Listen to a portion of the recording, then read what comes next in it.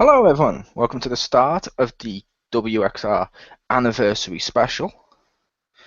Joining me on this is Marcus Shadow, Sup? James Phoenix, Hello. and the stay-at-home dad gamer Rick the Hammer is due. We may have to possibly delay it if he's too much late. We'll delay his video, but it is coming, don't you worry. And we're going to do back-to-back of all of our Wrestlemania cards. So does that mean that Richter Hammer is the winter of the X Pound? No, he's the Dragons. Fair enough. The Dragons are coming, but no, All right.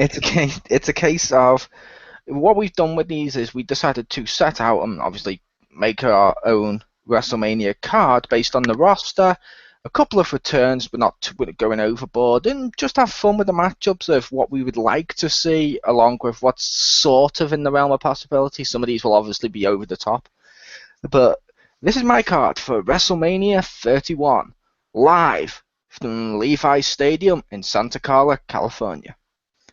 Guest host, James Cameron. I figured he's going to be there to promote Terminator Genesis, or Genesis, it's spelt weird, but Terminator Genesis or Genesis, something, whatever the hell the new Terminator film is. Also, I figured WWE could use this to then say to him, to then you get him to promote the fact this, in my opinion, should be the first WWE 3D Blu-ray, because it's about time the pay-per-views came out on 3D. Other sports do 3D, the wrestling's getting behind, and that's not normal for the wrestling. Normally they're cutting edge, like they went to the networks right at the right time. They did HD right at the right time and stuff like that, but that's my guest host. Normally, WWE has the money to be cutting edge. Not so anymore. True. Yeah, unfortunately, the combination of that and the lackluster leadership of the company as of late have kind of left them a bit in the lurch. It's true, it has, but there's been 3D sports for the last few years. Why hasn't WWE jumped on this? I don't know. You know what I mean? It's not like them to not go full steam and just go where the money is. I mean, although they did go to Blu-ray pretty late. So I imagine they could go to 3D pretty late too. But Yep. that was my guest host, James Cameron. Fair enough. My pre-show match. A battle royal featuring anyone who's not on my card. So if you've got a favourite I don't mention, he's in the battle royal. And hey, maybe he wins it. But I'm not sure. Is there any kind of prize for victory in the Battle Royal? Honor. Fair enough. And I would say... Oh, go ahead. Sorry, I didn't do a prize like a trophy or anything like that. It's a pre-show. It's probably going to be like the past few years, like before the Andre the Giant one, where it was taped and they're normally in like Raw and SmackDown shirts or something like that. So it'd probably be like, I don't know, half WWE, half NXT, or just something, and then it's a battle royal.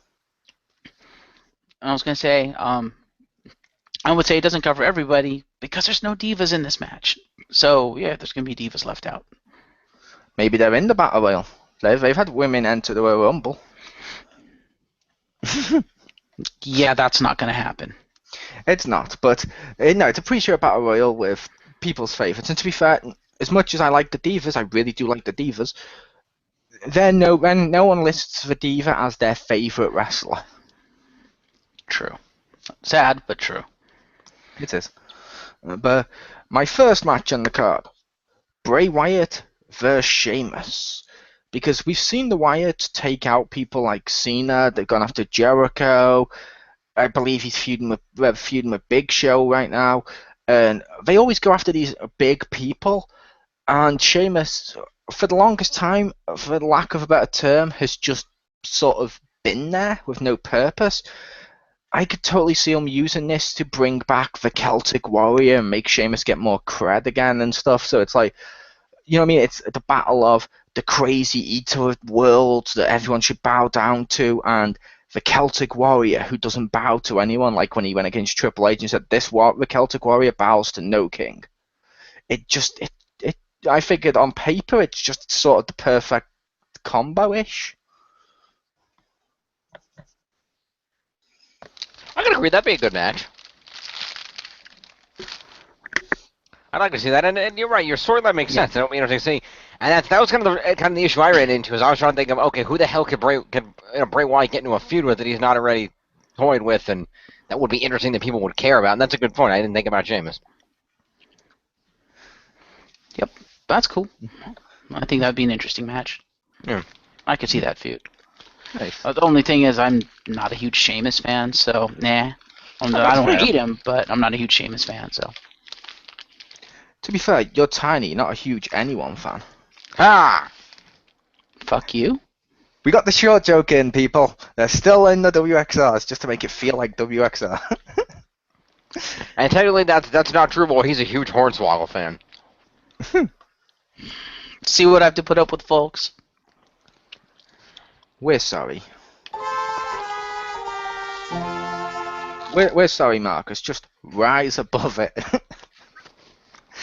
I'm sorry. No, my second match on the card, and it's funnier because Marcus is the same height as Jim. But yeah, the second match on the card. That'll be next week's storyline. Marcus is getting chased around by Kane, who's telling him to rise above it.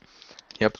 But no, the second match on the card is to unify the IC title and the US title in a triple threat match. Okay. Dolph Ziggler versus Cesaro versus The Miz.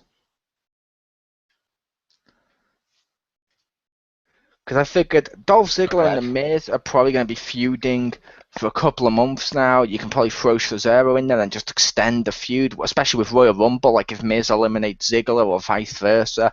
You can, you know what I mean? You can just pad this feud out to WrestleMania, and with Cesaro, you have more directions to go. So I could see that as a triple threat match. I can see that being a good match as long as Ziggler doesn't go nuts and hurt himself or somebody else. Yeah. I feel the need to ask, will Damian Mizdow be at ringside in Miz's corner? Maybe, or maybe he was taken out to help to make it look like, oh my god, The Miz stands no chance, which means he's winning. Fair enough. Well, no, what does Marcus think of that match? It's a triple threat. That'd be an interesting match. I could see that happening. The third match on my card is pure fan service, and by fan service I mean to myself, because I don't know how many people are on there, but normally WrestleMania has that match where you're like, okay, why is this at WrestleMania, but it can steal the show? Like Cody versus Rey Mysterio on WrestleMania, and we've had those types of matches before.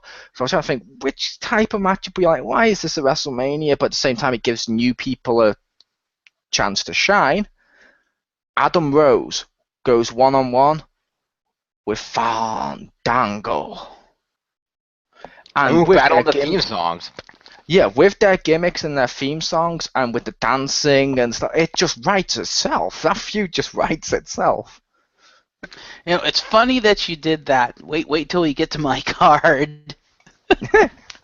And no, I didn't do that match, but it's still kind of ironic that you went with that match, given what I did with him. Oh, you had those two in a dance contest? No, but that'd be hysterical too. He has Fandango versus the Bunny with Adam Rose in his corner. He has Adam Rose and Fandango into basically interacting with his host, and it's Miley Cyrus to get all of them twerking. No one wants to see that ever. But no, Adam Rose v Fandango. I just see that being an awesome match. The fourth match, this is where you got rid of some of the weaker matches. I'm not saying the IC title or those are weaker matches, but you got rid of the less than hyped matches. So it's time for the pay-per-view to start building at this point.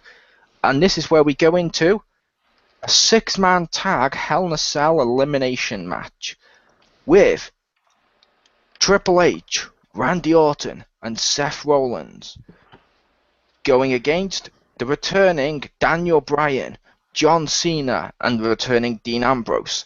Because I figured Dean Ambrose and Daniel Bryan will be back by then.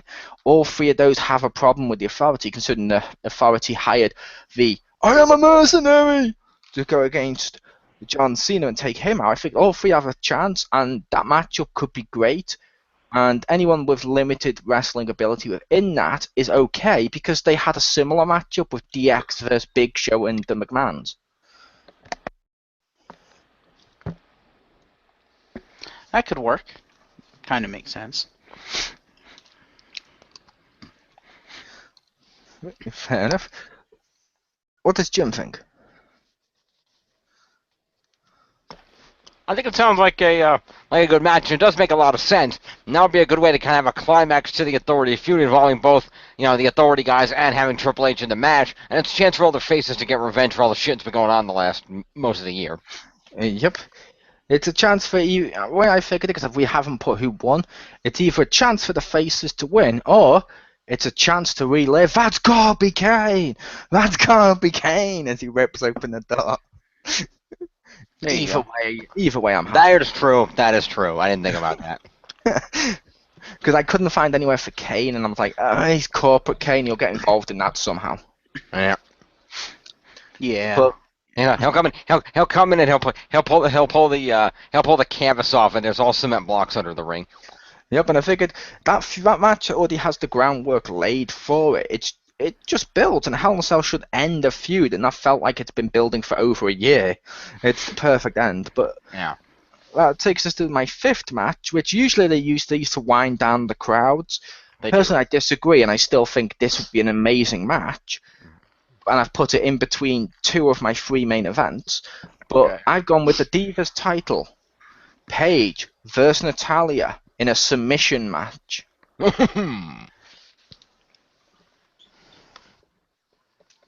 And I figured the storyline with that would be Natalya would basically, like, Paige just had the title handed to her, like we saw when she first came into Raw and how she got the belt. Natalya's going to be like, I kept getting robbed from having my matchup with you, yada, yada, yada.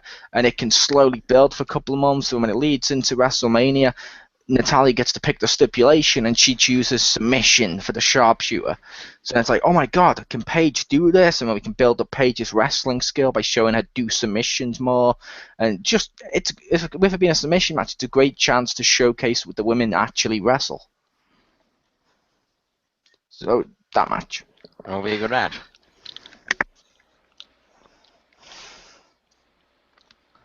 Marcus?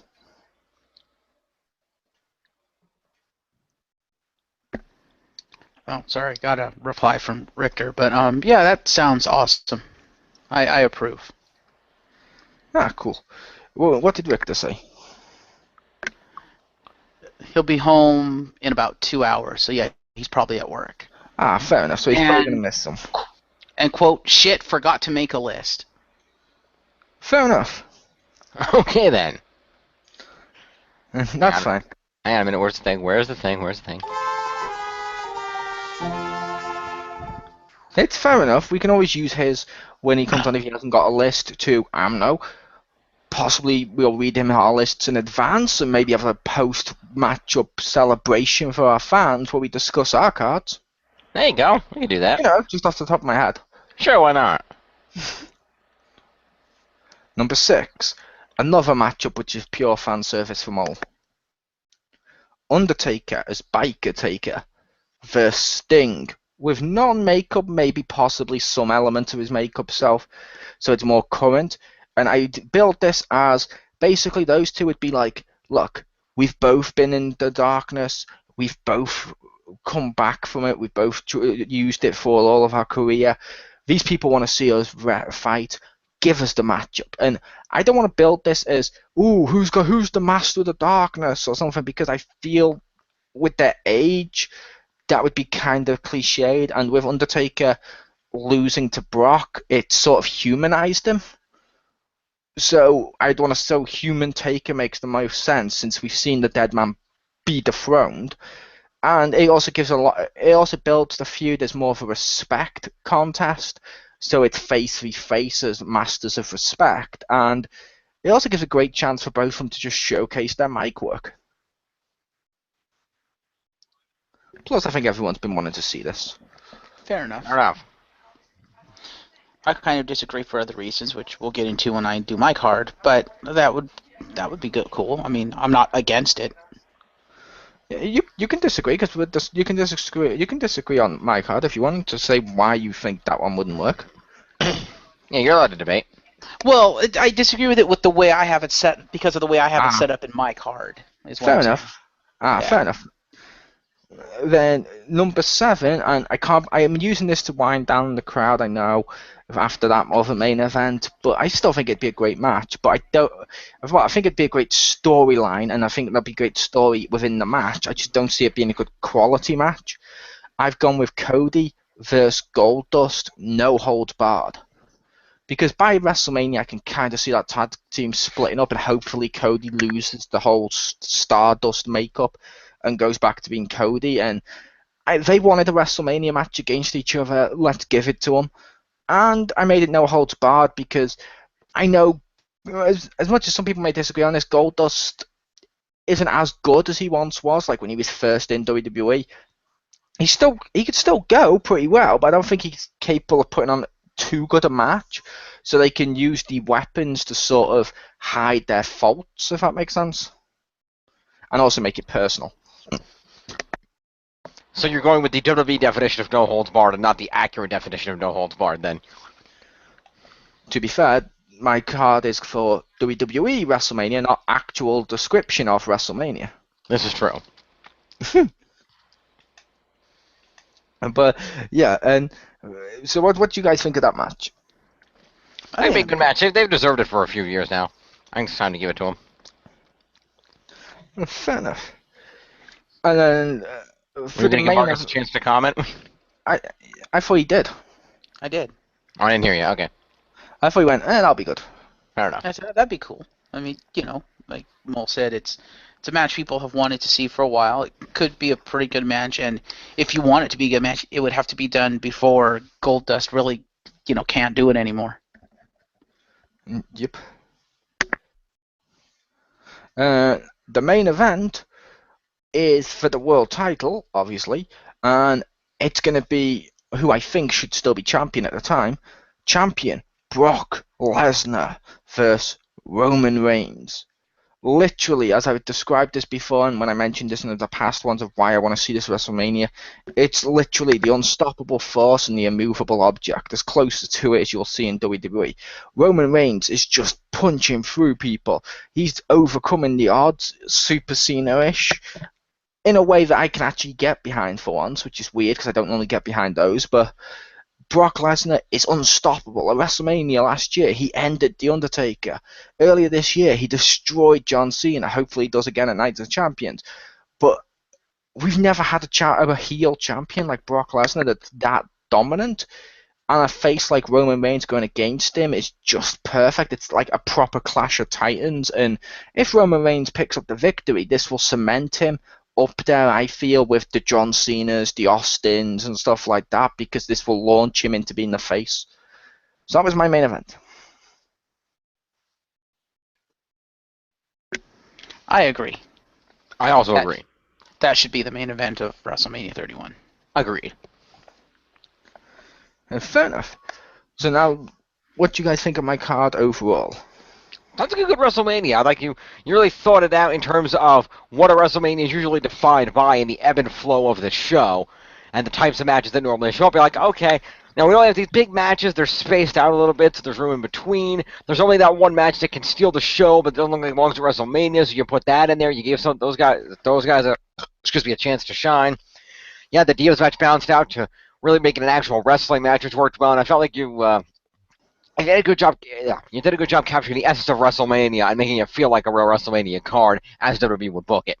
Like in my case, I guess my card is going to sound a little more fantasy and a little less realism. I'll tell you right now. So I like that you captured the realism.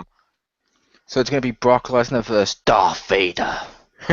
Not that much fantasy. That will be your fantasy card. Well, fair enough. Marcus? The Authority versus the Fellowship of the Ring. That's Marcus's. But yeah. No, I kind of agree with Jim. You bring a good balance to the card. Certainly, my card is going to be a more stacked card than yours. I too tried to go with the more realism with my card, but like Jim said, it seems like you really thought it out, and you have reasons behind it, why each match is on the card, and really well thought out reasons. So kudos to you for that. And cool. So they seem to like it. Let us know what you think below. And up next, I believe it's James Phoenix's card, and Yes, we'll be stopping this hangout and starting a new live one. So you have the pleasure of watching that in its entirety as an entire video with him hosting. I was your host, Chriz, aka The Mole. Stay tuned, people.